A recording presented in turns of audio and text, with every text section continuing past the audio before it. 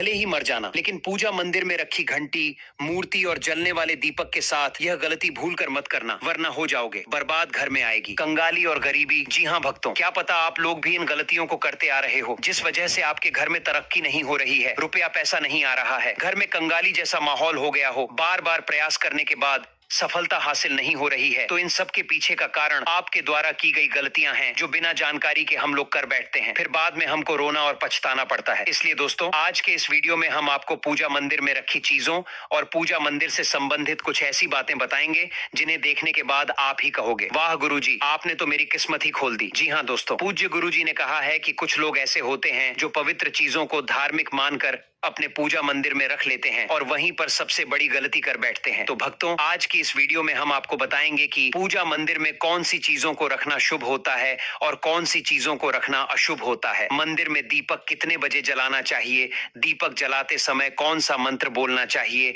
और घंटी सुबह को बजाना चाहिए या शाम को बजाना चाहिए, और जो शंख है उसे कब बजाना चाहिए, कितनी बार बजाना चाहिए, और शंख बजाते समय किस मंत्र का जाप करना चाहिए। इन सभी बातों को हम एक एक करके बताएंगे। और साथ ही भक्तों, हम आपको इस वीडियो में बताएंगे कि पूजा मंदिर में जलने वाले दीपक को रोज धोना चाहिए या नहीं धोना चाहिए, और पूजा मंदिर में कितनी मूर्तियां रखनी चाहिए। इन सभी 7 से 8 बातों पर आज हम विस्तार से चर्चा करेंगे। तो आप लोग अपने फायदे के लिए इस वीडियो को अंत तक जरूर देख कर जाइएगा, क्योंकि भक्तों, ऐसी जानकारी आपको लाखों करोड़ों रुपए खर्च करने के बाद भी नहीं मिलेगी और ना ही कोई बताएगा। भक्तों, हम अपने मन से कुछ भी मनगढ़ंत या बनावटी तरीके से यह जानकारी नहीं बताते हैं। हम ज्योतिष शास्त्र, धर्मशास्त्र और आर्ष मुनियों से प्राप्त ज्ञान को सरल भाषा में आप तक पहुंचाने का प्रयास करते हैं, जिससे कि हर वह जानकारी आपको फ्री और मुफ्त में प्राप्त हो सके। तो आप लोग इस वीडियो को अंत तक जरूर देख लीजिएगा। भक्तों, आपको एक बात हम और बता दें कि एक भक्त ने मुझसे कमेंट करके पूछा था कि गुरुजी, हम पूजा पाठ तो बहुत करते हैं, लेकिन हमको पूजा पाठ का कोई फल प्राप्त नहीं होता है और हमें नुकसान होता है। तो मैं आपको इस वीडियो में इसके पीछे छुपे रहस्य के बारे में भी बताऊंगा, तो अंत तक वीडियो में बने रहिएगा। दोस्तों देखिए, बात ऐसी है कि हमारा काम तो है सलाह देने का, हम तो केवल सलाह ही दे सकते हैं। अब आप इसको मानो या ना मानो, आपकी मर्जी।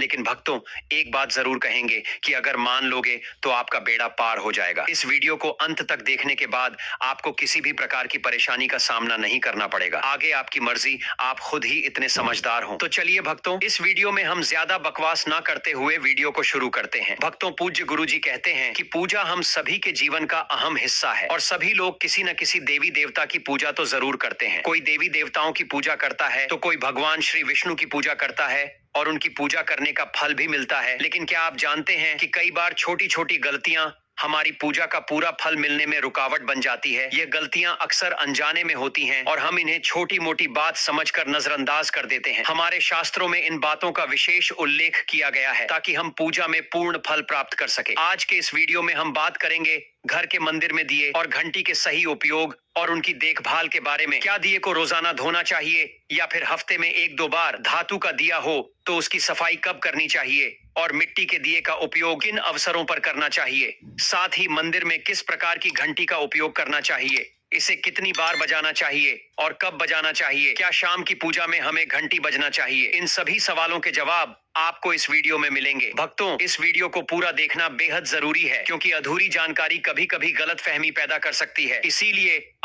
क्योंकि अधूरी जानकारी कभी कभी गलतफहमी पैदा कर सकती है, इसीलिए आप वीडियो को पूरा ही देखें, आधा अधूरा ना देखें। कई लोग होते हैं जो वीडियो को बीच बीच से देखते हैं, काट काट कर देखते हैं, और फिर ऐसे व्यक्ति को जीवन में कभी सफलता हासिल भी नहीं हो सकती। इसलिए वीडियो को आधा अधूरा छोड़कर ना जाएं, आप वीडियो को पूरा ही देखा करें, क्योंकि इस ज्ञानवर्धक जानकारी को हमने इसे आपकी सुविधा के लिए सरल और स्पष्ट भाषा में प्रस्तुत किया है। भक्तों, कुछ लोग ऐसे होते जो नाच नौटंकी और अर्धनग्न लड़कियों और लड़कों की वीडियो को भर भर के देखते हैं और फटाफट लाइक और सब्सक्राइब करते हैं और वीडियो को पूरा भी देखते हैं, और जो हम जानकारी बता रहे हैं इसको आधा अधूरा छोड़कर चले जाते हैं, लाइक और सब्सक्राइब भी नहीं करते। तो मैं उन भक्तों को बता दूं कि क्यों अपने जीवन को अंधकार में डाल रहे हैं। ऐसी जानकारी आपको कोई नहीं बताएगा।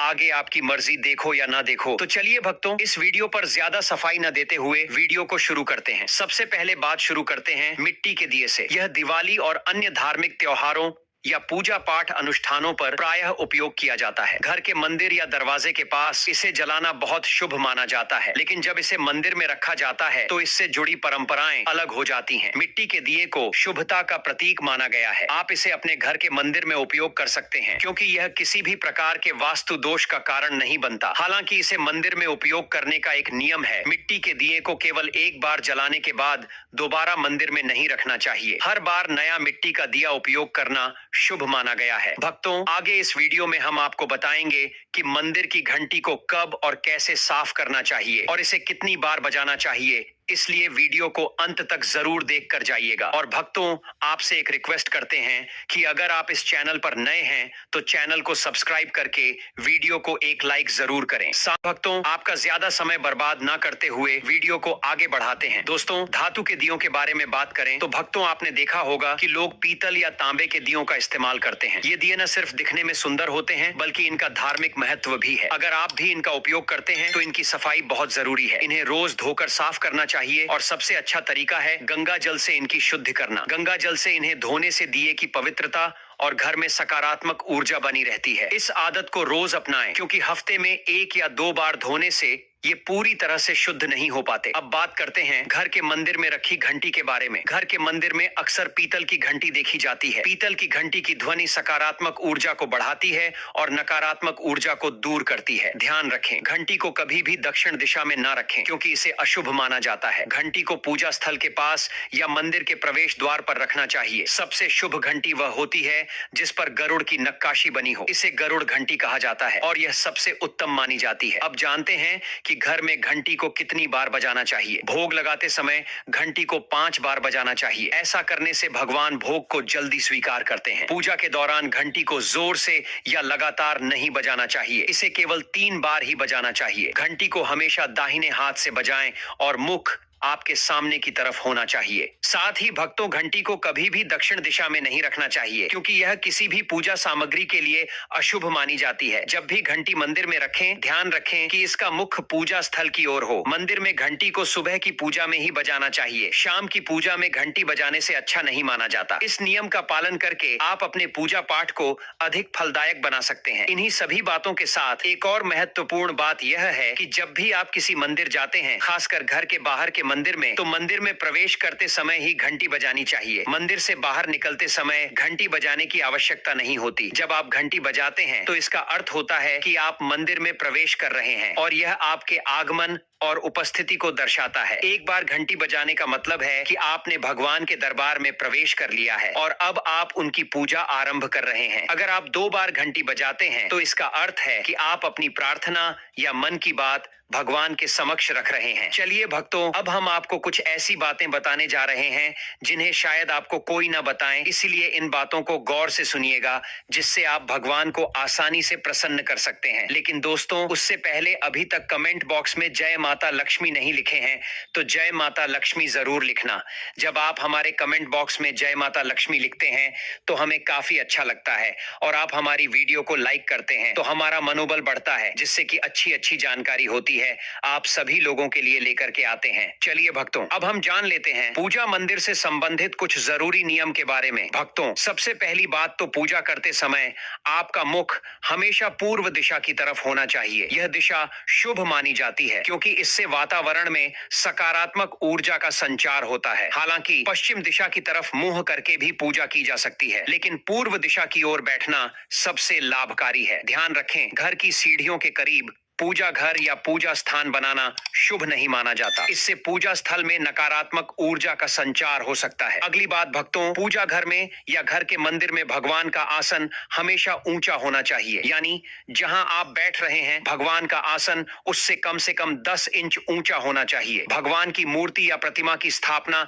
जमीन पर करना अशुभ माना जाता है। इसलिए भगवान का आसन ऊंचा रखना जरूरी है, ताकि पूजा स्थल में सकारात्मकता बनी रहे और ऊर्जा का प्रवाह सही दिशा में हो। अगली बात, भक्तों, पूजा करते समय भक्तों को हमेशा किसी चटाई या कालीन पर बैठना चाहिए। यह न केवल आरामदायक होता है बल्कि पूजा में मनोबल और एकाग्रता भी बढ़ाता है। भक्त छोटे आसन पर बैठकर भी पूजा कर सकते हैं, लेकिन यह सुनिश्चित करें कि आपका आसन भगवान के आसन से ऊंचा न हो। इस तरह पूजा करने से भगवान के प्रति श्रद्धा और सम्मान प्रदर्शित होता है। अगली बात, भक्तों, पूजा घर में सड़े, बासी या मुरझाए हुए फूल नहीं रखने चाहिए। इन फूलों को पूजा में शामिल करना अशुभ माना जाता है। हमेशा ताजे और खिले हुए फूल ही पूजा में उपयोग करें। जब पूजा घर के फूल मुरझा जाएं या काले पड़ जाएं, तो इन फूलों को मिट्टी में दबाने की सलाह दी जाती है ताकि नकारात्मक ऊर्जा दूर हो सके और आपके घर में पवित्रता बनी रहे। अगली बात, भक्तों, जिस कमरे में आप सोते हैं उसमें कभी भी घर का मंदिर बनाना सही नहीं माना जाता। यदि आपके सोने के कमरे में मंदिर बनाने की जगह हो और आपको मंदिर बनाना ही पड़े, तो ध्यान रखें कि मंदिर को रात के समय ढक कर रखें। आप मंदिर पर पर्दा भी लगा सकते हैं ताकि रात के समय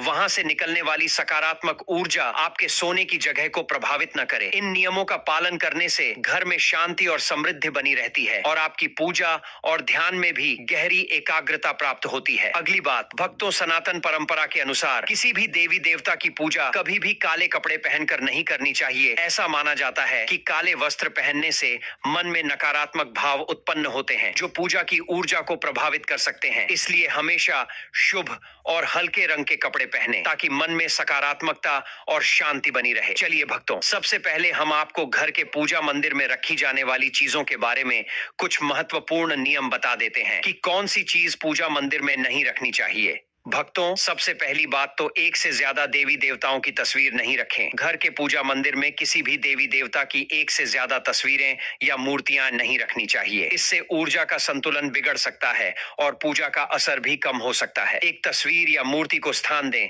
ताकि भगवान की ऊर्जा सही तरीके से आपके जीवन में आ सके, तो आपको इस बात का विशेष ध्यान रखना चाहिए। दूसरी बात, पूजा मंदिर में रखे शिवलिंग से जुड़ी है। भक्तों, शिवलिंग घर में रखना बहुत पवित्र माना जाता है, लेकिन इसके कुछ नियम भी हैं। यदि आप शिवलिंग रखते हैं तो ध्यान रखें कि यह सही दिशा में और सही तरीके से रखा जाए। इसे हमेशा उत्तर या पूर्व दिशा में रखें ताकि इसकी पूजा सही प्रभाव डाले। इसके अलावा शिवलिंग को कभी भी गंदे स्थान पर या ऐसी जगह पर न रखें जहां वहां ज्यादा हलचल हो। भक्तों, अब तीसरी बात, भगवान की टूटी हुई मूर्तियां न रखें। भक्तों, भगवान की मूर्तियां और तस्वीरें हमेशा अच्छी स्थिति में रखनी चाहिए। अगर किसी मूर्ति या तस्वीर में कोई भी टूट फूट हो तो उसे पूजा स्थान से हटा देना चाहिए। टूटी हुई मूर्ति भगवान की पवित्रता को कम कर सकती है और आपके पूजा स्थल की ऊर्जा भी प्रभावित हो सकती है। इसे सही तरीके से त्याग देना चाहिए ताकि घर में सकारात्मक ऊर्जा बनी रहे। पूजा स्थल पर शंख, गोमती चक्र और एक पात्र में जल रखना बहुत शुभ माना जाता है। शंख का अर्थ है भगवान के आशीर्वाद की ध्वनि। गोमती चक्र से घर में समृद्धि आती है और जल रखने से घर की ऊर्जा शुद्ध होती है। इस जल को नियमित रूप से बदलते रहें और शंख और गोमती चक्र को हमेशा साफ रखें। भक्तों, अगली बात, पूजा स्थल को हमेशा साफ और शुद्ध रखना बहुत जरूरी है। गंदगी से नकारात्मक ऊर्जा का संचार होता है जो पूजा की प्रभावशीलता को कम कर सकता है। रोज पूजा स्थल की सफाई करें ताकि वहां का वातावरण हमेशा सकारात्मक बना रहे। साथ ही पूजा स्थान को हमेशा व्यवस्थित और सुंदर रखें ताकि ध्यान केंद्रित करने में कोई विघ्न न आए। चलिए भक्तों, अब हम जान लेते हैं पूजा मंदिर से संबंधित कुछ नियमों के बारे में। पूजा स्थान को हमेशा घर के शांत और पवित्र स्थान पर रखना चाहिए, जैसे उत्तर पूर्व दिशा में। यह दिशा घर में सकारात्मक ऊर्जा का संचार करती है और पूजा का प्रभाव बढ़ाती है। पूजा स्थल को कभी भी बेडरूम या रसोई के पास नहीं रखना चाहिए क्योंकि इन जगहों पर नकारात्मक ऊर्जा हो सकती है। ध्यान रखें कि पूजा स्थल के आसपास का वातावरण साफ और व्यवस्थित हो ताकि ध्यान केंद्रित करने में कोई विघ्न न आए। चलिए भक्तों, अब हम आपको कुछ ऐसी बातें बताएंगे जिन्हें शायद आपको कोई भी ऐसी बातें लाखों करोड़ों रुपए खर्च करने के बावजूद भी ना बताएं। लेकिन भक्तों, उससे पहले आपसे एक रिक्वेस्ट करते हैं कि अगर आप इस चैनल पर नए हैं तो चैनल को सब्सक्राइब करके वीडियो को एक लाइक जरूर करें। साथ ही आप अपनी राशि दीपक और दीपक जलाने के संबंधित कुछ महत्वपूर्ण नियमों के बारे में। दीपक जलाना एक बेहद शुभ कार्य माना जाता है, लेकिन इसे सही तरीके से करना बहुत जरूरी है। सही तरीके से दीपक जलाने से भगवान की कृपा प्राप्त होती है और घर में सकारात्मक ऊर्जा का वास होता है। तो आइए जानते हैं दीपक जलाने के नियम जो न सिर्फ आपकी पूजा को प्रभावी बनाते हैं बल्कि वास्तु शास्त्र और ज्योतिष शास्त्र के अनुसार आपके घर की ऊर्जा को भी संतुलित करते हैं। सबसे पहली बात, भक्तों, पूजा में दीपक का स्थान बहुत महत्वपूर्ण होता है। इसे हमेशा भगवान की मूर्ति के सामने रखें ताकि दीपक की रोशनी भगवान के आशीर्वाद, और कृपा का प्रतीक बने। इस तरह से दीपक का प्रकाश आपके पूजा स्थल को पवित्र और ऊर्जा से भरा हुआ रखता है। हिंदू धर्म में ईश्वर की पूजा में दीपक जलाने के कुछ खास और महत्वपूर्ण नियम बताए गए हैं, जैसे कभी भी खंडित दिया नहीं जलाना चाहिए, क्योंकि ऐसा करने से पूजा में अपवित्रता आ सकती है। इसी तरह पूजा के समय 2 दीपक एक साथ नहीं जलाने चाहिए, क्योंकि इससे ऊर्जा का संतुलन बिगड़ सकता है। तेल और घी का दिया तो भूलकर भी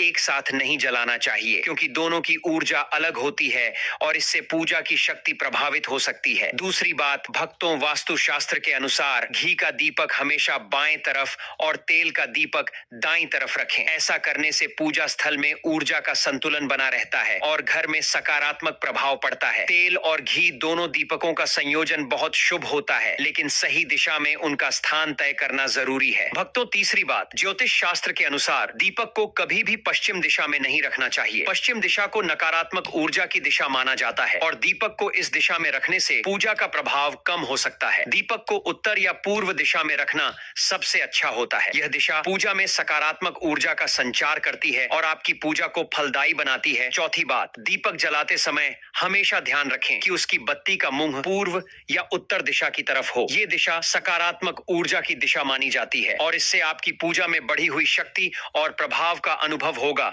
साथ ही भक्तों, पूजा में घी के दीपक में रुई की बत्ती और तेल के दीपक में लाल मौली वाली बत्ती का उपयोग करें। यह परंपरा वास्तुशास्त्र और ज्योतिष शास्त्र दोनों में ही शुभ मानी जाती है। रुई की बत्ती से दीपक का प्रकाश साफ और स्थिर होता है, जबकि लाल मौली वाली बत्ती से वातावरण में सकारात्मक ऊर्जा का प्रवाह होता है। पांचवी बात, नवरात्रि में खास ध्यान रखें कि मां दुर्गा और मां लक्ष्मी के सामने गोल बाती का दीपक नहीं जलाना चाहिए। इससे पूजा में कोई अनिष्ट प्रभाव उत्पन्न हो सकता है। नवरात्रि और विशेष अवसरों पर दीपक का आकार और बत्ती का प्रकार ध्यान से चुनें, ताकि देवी देवताओं की कृपा प्राप्त हो। साथ ही भक्तों, घी का दीपक जलाने के बाद तुरंत तेल का दीपक नहीं जलाना चाहिए।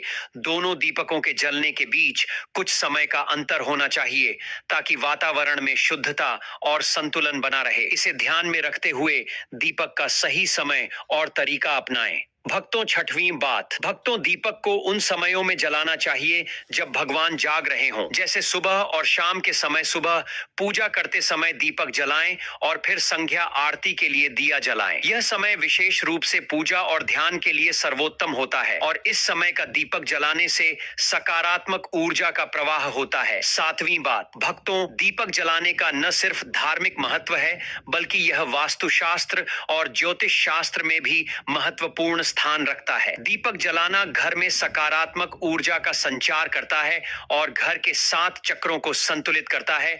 यह नकारात्मकता को दूर करता है और वातावरण को शुद्ध करता है। दीपक की रोशनी से न केवल घर की ऊर्जा बदलती है, बल्कि मानसिक शांति भी मिलती है। इसलिए ध्यान रखें कि पूजा में दीपक जलाते समय ऊपर बताए गए सभी नियमों का पालन करें। इससे आपकी पूजा और जीवन में भगवान की कृपा हमेशा बनी रहती है और घर में सकारात्मकता का प्रवाह निरंतर होता रहता है। भक्तों, आपको ये वीडियो कैसा लगा, हमें कमेंट में जरूर बताएं। अगर आप माता लक्ष्मी के सच्चे भक्त हैं, आप माता लक्ष्मी का प्रेम, प्यार, आशीर्वाद पाना चाहते हैं और चाहते हैं कि माता लक्ष्मी का आपके घर में वास हो और आप माता लक्ष्मी को प्रसन्न करना चाहते हैं, तो जल्दी से वीडियो को लाइक करके चैनल को सब्सक्राइब करें और कमेंट बॉक्स में जय मां लक्ष्मी जरूर लिखें, जिससे अगली आने वाली वीडियो सबसे पहले आप तक पहुंच सके। धन्यवाद।